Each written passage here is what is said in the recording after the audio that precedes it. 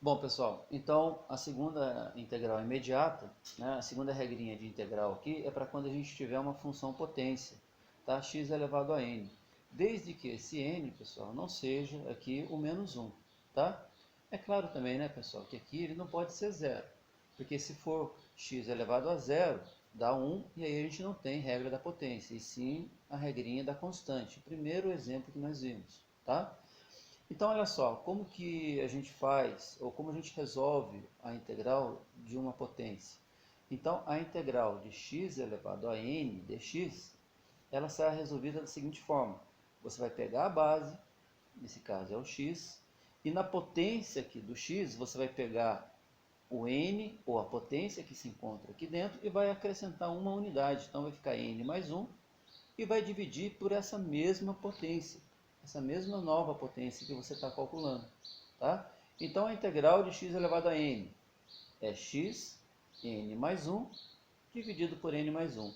O mesmo número que você vai colocar na potência, você repete ele no denominador. Tá ok? E aí, como a gente tem uma integral indefinida, a gente acrescenta a constante de integração c. Tá? Olha só no exemplo aqui. Exemplo 1. Vamos supor que a gente tem aqui ó, a integral de x quadrado dx. Bom, x elevado a 2, então é uma potência.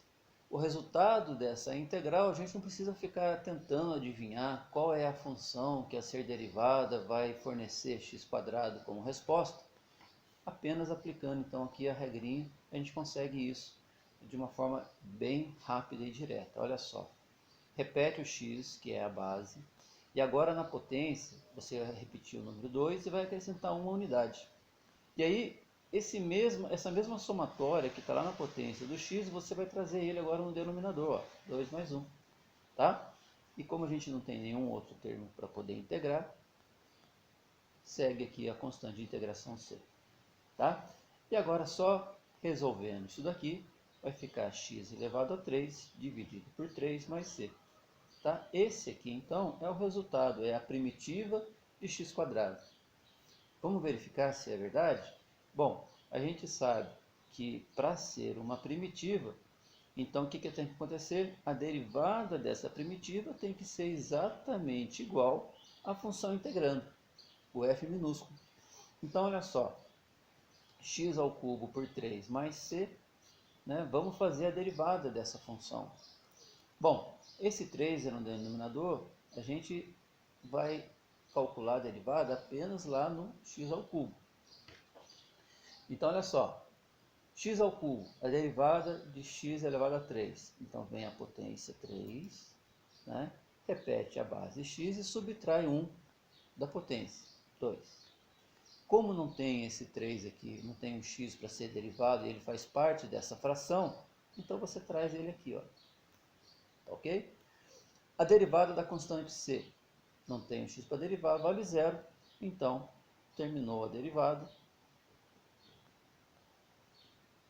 Esse resultado tem que ser exatamente igual à função integrando, que é x quadrado. Tá? Olha só, 3 no numerador, 3 no denominador, simplifica. Então, nós temos aqui que a nossa primitiva forneceu para a gente um resultado exatamente igual a integrando. Então, tá ok o nosso resultado. Tá certo? Então, da mesma forma que a gente tem essa mesma formulinha aqui para a função ou para a integral indefinida, a gente tem para a integral definida, né? No exemplo 2 aqui, olha. A integral de 0 até 1, vai, de x quadrado dx. Qual é a primitiva de x quadrado? Então, numa integral definida, você esquece por um momento esses limites de integração e vai descobrir agora a primitiva dessa função integrando, seguindo a mesma regra. Então, olha só, x ao quadrado é uma potência, então é x, 2 mais 1, dividido por 2 mais 1. Tá? A questão é o seguinte, como a gente tem aqui os limites inferior e superior de integração, a gente não vai mais acrescentar a constante de integração c, e sim, vamos colocar aqui o nosso limite, aqui, olha.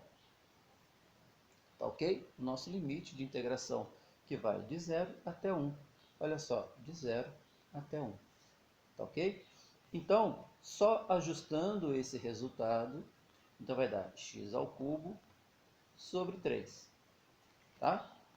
De 0 até 1.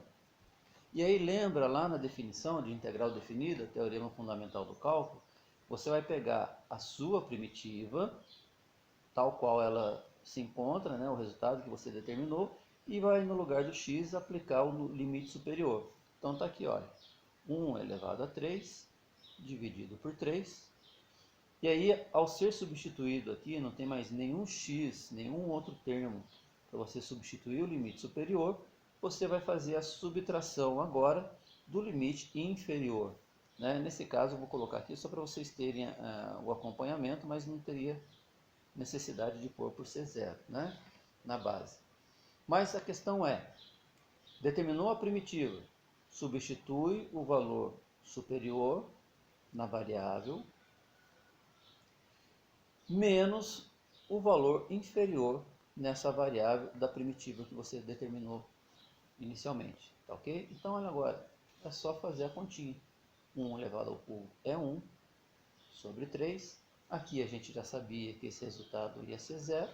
Então, aqui, 1 sobre 3 unidade de área é o resultado dessa integral. Tá certo? A integral definida, ela fornece para a gente um resultado numérico. Tá ok? Pode ser escrito em forma de fração, ou pode ser escrito em decimal, mas a questão é que ela vai fornecer para a gente um número. Tá certo? Aplicando a mesma regrinha da função constante. Numa integral indefinida,